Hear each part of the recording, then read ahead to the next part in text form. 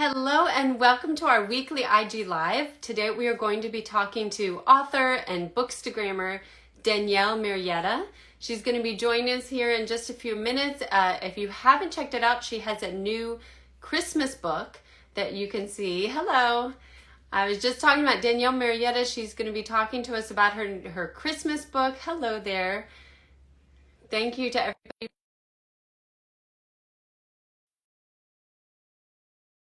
Hold on, let me just get her on here. And also her inspiration to become a Hi, children's how book are you? author. Hello. Thank you so much Good. Thank for you for having joining me. us. Well, I was just telling a little bit about your background, but why don't we jump in and maybe you can introduce yourself Sure, and of then course. tell us about So, your books. hello again. My name is Danielle Marietta. I live in Virginia, and I have two children's picture books, which our Elf on the Shelf is enjoying today. So, don't touch. And one of them, so there's the Mr. Maloof and then also the Yes, Holiday correct. Yep. After. So Is the that holiday right? after, it's fun. The book came out in last year, but that was kind of the first year with it. So this is Okay. like the first big Christmas, it feels like, to have a holiday book out, and it's been Right. a lot of fun. Well, can you tell us Sure. especially about So the Christmas book? this is The Holiday After. It was illustrated by Masha Klott. It's a story of Santa's family and how they celebrate their traditions in the North Pole after the presents are delivered. So Santa goes out, does his thing, and then he goes home, and what happens. So it talks about family traditions, baking together, giving back to the community. Doesn't talk about presents. So it's kind of just a new look at the holiday after. I love it because it's such a different take on looking at traditions, to thinking about what are the traditions like at the North Pole. How did you Well, come up with this I knew idea? I wanted to publish a book. So I studied journalism in school, and I've always been writing. And a few years back, I was like, okay, it's time to publish a book. I want to do it. And I was working on other projects. And then I was also homeschooling my kids, and they were having a really tough time with writing. And so I kept having to push this. And then what? And then what? Like, think outside of the box. I'm like, you're saying the Mm-hmm. same thing in every story, or it's always basic. So I was thinking myself, I'm like, oh, we have all these Christmas stories, but they're all about the lead up to, will the presents get delivered on time? Or, there's an issue with the reindeer or the sleigh or something like this. But then the movies or books are always over. Right. So it was fun to, I'm pushing my kids to think outside of the box. Then I decided to push myself, and it was fun because it could be anything. No one's really talked about it. So I enjoyed it. And you just got a really nice comment, said, read this book today to my daughter's Oh, pre-K thank class you and so they much. loved I it. appreciate it. And what age group would I you say the usually book say is about for? 3 to 3rd grade, so it's got a kind of a big range. But Mhm. I find the pictures keep the bigger kids or the littler kids entertained. But it's not too wordy. I Right. also hear, so it can kind of go for a good Mhm. age range. Nice. And I love that, I think for a lot of us and for kids, including for kids, Mhm. there's kind of a letdown after Christmas. Like you said, there's so much about the lead up to, and there's so much excitement about Christmas itself, and then what happens afterwards. So that's kind of neat to have something that helps, almost like helps them transition out of it. And I see someone else says it's a wonderful family book, a Thank great you. new tradition. Oh, I love that. Yeah, it is. It's funny. So my kids, Friday is supposed to be the last day of school, but we have a snow day today. It's raining, but we have a snow day. So now they're Uh, banking on not having school tomorrow, and we have 2 weeks of Christmas break, but Christmas is right in the middle, and then that second week, it's always kind of like, well, what are we gonna do? And I've had a lot of feedback from right. family, from different families and different folks that have purchased the book who say, well, this year we're doing X, Y, Z afterwards, and doing some of the things that are mentioned in the book. So that's kind of cool too. Oh, that's really neat. Yeah, because that is always that time between Christmas and New Year's Yeah. and before you go back to school. And so I know you talked about that that you studied journalism and you've always been interested in writing. Can you tell us more about that transition when you said, okay, now I'm going to do it and I'm going to write children's books, and what helped you? I'm kind of what inspired you to say, okay, now's the time. And then how do you, because we talk a lot of in this show about following your dreams and then following through on actually making them happen. And that can be kind of a hard transition for a lot of people. So how did you do it? What kept you motivated and what kept you on track to actually Sure.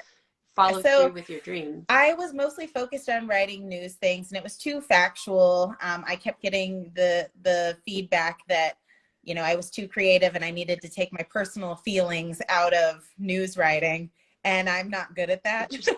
So, Uh-huh. kind of took that as, oh, this isn't what I'm supposed to do. But I do enjoy writing, so I decided to just kind of write on the side. And honestly, what pushed me is realizing, you deal with loss and family members and things like this. And it's like, I want something that my kids can physically look at or see after I'm gone, or to leave some kind of mark Mm, behind. I was like, well, let me publish a book. And right. even if it's just for my family or my kids, then that would be awesome. And then when I started learning about it, so Mm, I was kind of gently looking into it. And then honestly, COVID hit, and it was home. We were home, and I was like, well, right. I've been putting it off for so long now, I can't use the excuse that I don't have time, because all I have is time, you know? Right. And so that Right. honestly pushed me to actually do it. Um, and yeah, and just learn about it. And in the process too, realized how much of a gap there is in children's picture books, with diversity, and Mm-hmm. seeing that only at that time 10.5% of books had leading Black characters, and now I know it's improving, but um, that then really pushed me too to self-publish. Right. And so can you talk more about that, about why Yep. you So chose I to do decided that self-publishing? because I didn't want to lose control of the pictures. When you do go the route of traditionally Mm, publishing, you're kind of just signing over your words, and they have their own illustrators who they're contracted with, and they can make it look however they want. Now, I probably could have had some pull to say, well, I want a Black Santa, I want the family to be Black, but I didn't want to risk it. right. I've heard too many things that, that Mm, doesn't happen. They could change the title, they could change big things about your story. Um, so I decided, well, right. I'll just do it myself and see what happens. And so what do you have any like tips for people who are thinking about doing self-publishing, or was there anything about that process that really surprised you that you I wish you have had a known ahead of list. time? I mean, there's a lot. I've done it now a couple of times and working on my third book. Hmm. So I'm learning a lot. But I would say there's so many different ways to do it. Don't sorry if I keep cutting out. Don't overwhelm yourself No. in research. Find out the gist of all the different options and all the different ways to do it. Doing it on KDP, or doing it on Ingram Spark, or printing out and having them shipped in. Do your research a little bit, know it, but then just make a choice and go with it. If something doesn't work out, you can always Mm, change it. You can be flexible. Again, you're self-publishing, so it's on you.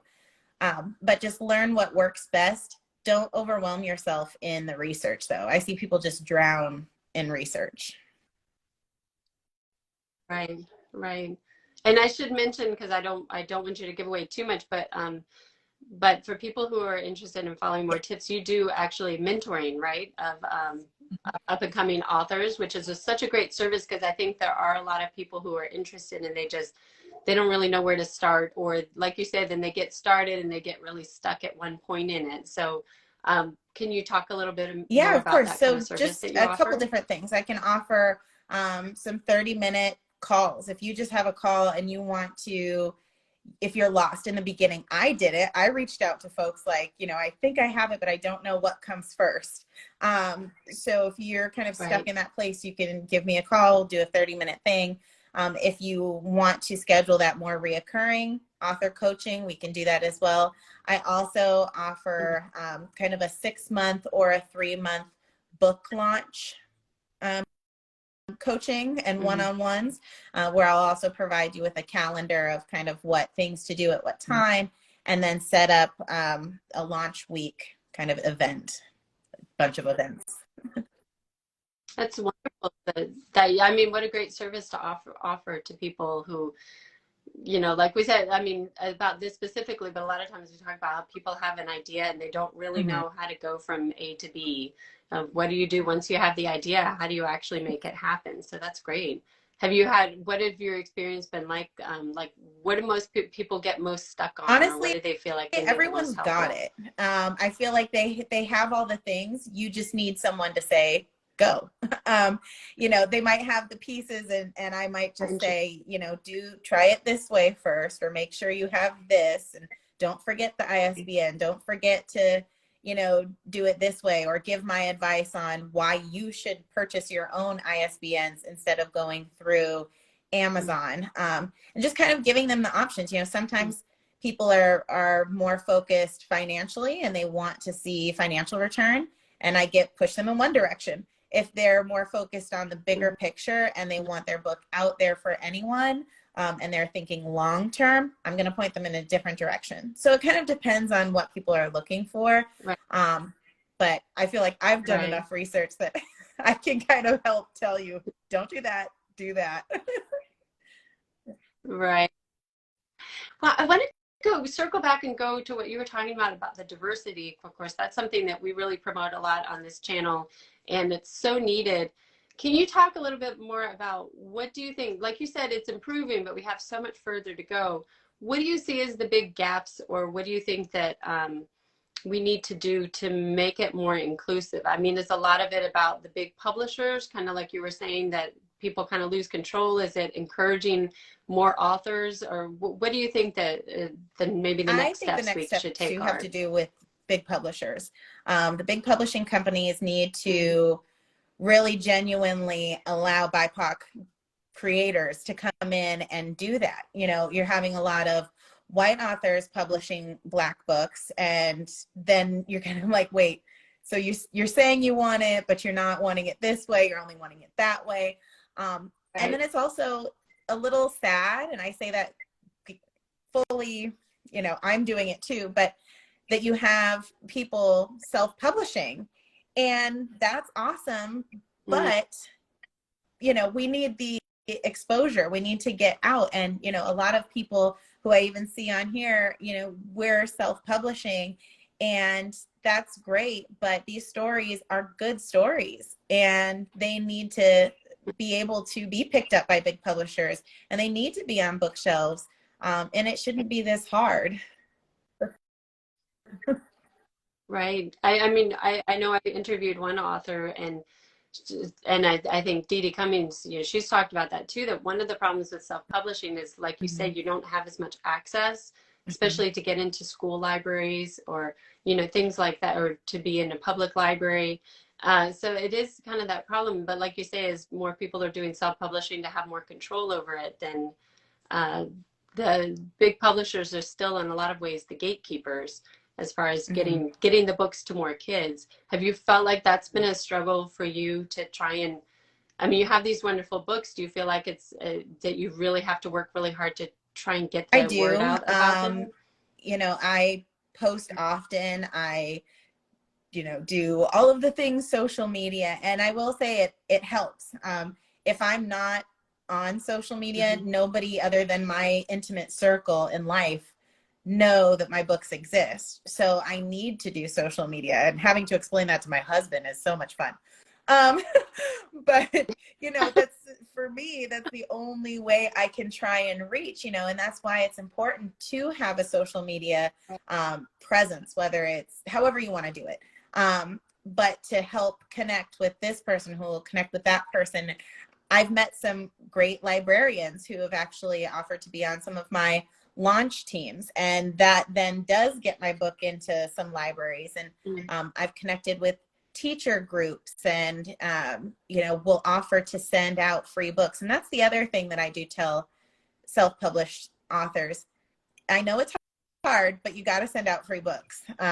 Again, that's the only thing that's going to help get that reach, and I kind of lost where I was going with it, but that's Oh, just talking about getting the word out to more people and to kids, especially yeah. like in schools and It's libraries. it's That's so tough, but important. online social presence is the only real way I can think of how to get there at this time, other than just Right. emailing. And I'll just put it right, and I'll put in a plug to people who are watching who are consumers like I am of children's books. I'm not an author myself, but one way that we can support authors is leaving those reviews, buying the books, giving them to our friends, sharing on social media. There's a lot that we can do because you know, to get the message out that these are books that we value and these are the kinds of books we want to see. And I think that's why the publishing world is improving a little bit, is because there has been so much public support. So we need to do our part too and keep that up.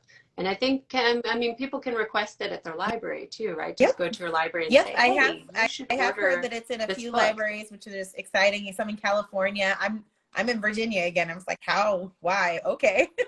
But yes, if you go in and you request it, also with how I published, you can go into any Barnes and Noble and ask for it, and they can order it for their store. So locally, I've gone in and built up relationships with those stores around me, and now they do carry my books. But I found when traveling, because I've become this person, you go into any bookstore and you say, oh, have you heard of The Holiday After? I'm not seeing it on your shelf. And they can go in their system and they'll find it. And they can order some for the store. Yeah, I'll come back and pick it up. You know. I like that. That's a great It works. strategy. Well, and so I know you also do book reviews, right? That as you were doing that previously. So has that changed now that you're an author, a published author yourself? Has that changed how you review books or how you relate to authors? Because you also have IG lives that you do and interviews. Has that kind of changed your perspective on when you're reading Yes, somebody I will else's say book? I've become a little bit harsher, honestly. I because I do receive a lot of indie author books. And now I have, HarperCollins, for instance, they've reached out and they're like, would you be an influencer for our children's books? And so they send me books. And now I'm also a part of the Black Kid Lit Awards. This is the first year that that's happening. So I'm getting traditionally published books like sent to my house. I'm looking around because I have multiple stacks of books I still need to go over. And, Right. there's just, it's a lot. But in doing so, I'm finding from traditionally published and indie published some things where they align, and I'm like, oh, this book clearly could have been traditionally published.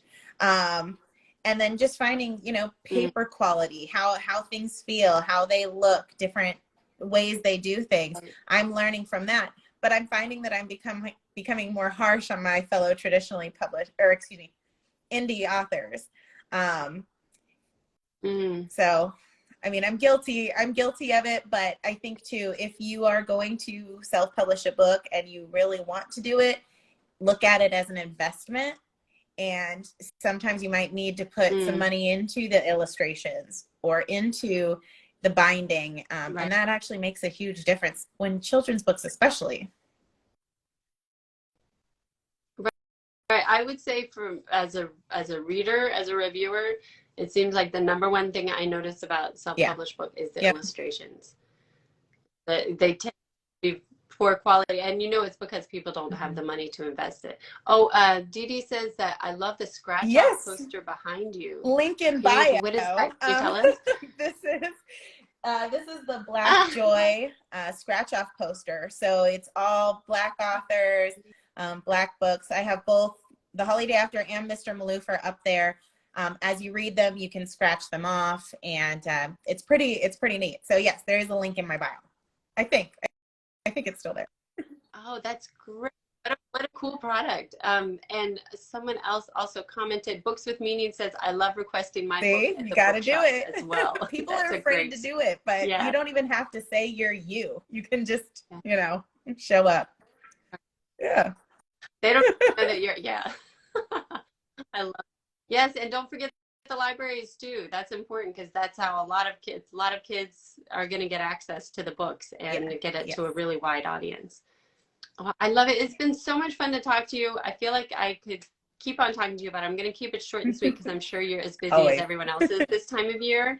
So I'll let you go. But everybody, if you haven't checked it out, go to the link in her bio and you can find the books, the scratch off poster, and read more about what the services that she offers. Thank you so much Thank for you for joining us. It was so having me. great to This was talk with fun. you. All right. Bye. Goodbye, everybody.